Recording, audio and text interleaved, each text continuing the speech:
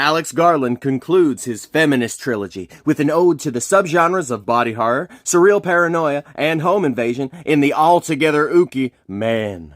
This time the film plays out on the other side of the glass, so to speak. In Ex Machina, Alicia Vikander's character Ava is the prop or toy to be studied, trapped in a box with a male protagonist set seemingly in the power positions. This time in Man, we follow Harper, a female protagonist who, like Ava, is locked in a box of sorts. This time the box is a small town.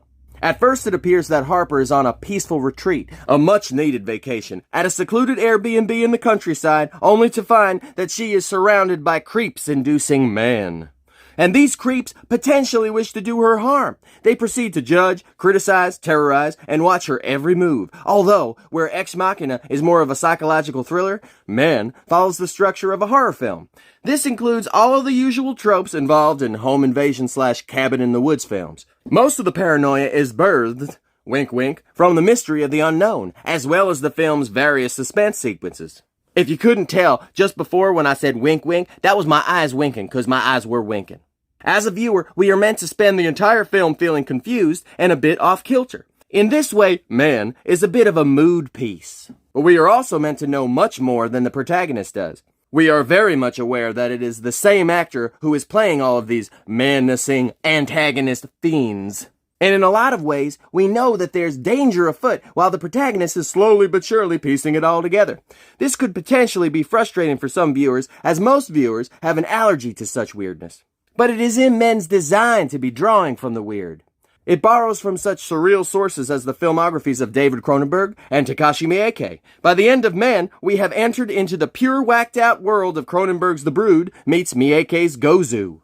I know I may say it a lot, but the performances are top-notch here. Jessie Buckley is strong as the film's lead protagonist, and Rory Kinnear gives an eerily powerful performance as multiple, creepy as all get the hell out of here Sally and don't ever look back, man. I recently learned that Rory Kinnear is the son of Roy Kinnear, who played Veruca Salt's father in the original 1971 Willy Wonka and the Chocolate Factory. This is just a fun fact that blew my mind due to Wonka being one of my favorite films. Man is an excellent feminist study about the horrors of living life as a woman. This is an experience of which I know very little, other than what other women have told me about their own experiences. And based on some of that information, it seems that Man is a hard-hitting documentary of sorts, as told through the eyes of a protagonist on magic mushrooms, of course. I'm assuming that Garland must have done his research before sitting down to pen the script, although it is not hard to learn these facts as a man. In this world, one must only look around and pay attention to the lives and experiences of those different from them, or simply start up a conversation or ask a few questions. It's the most efficient way to learn, especially if you want to be a good writer. Man also has a COVID movie feel to it. It very much fits the criteria of being set in a secluded location with a minimal cast.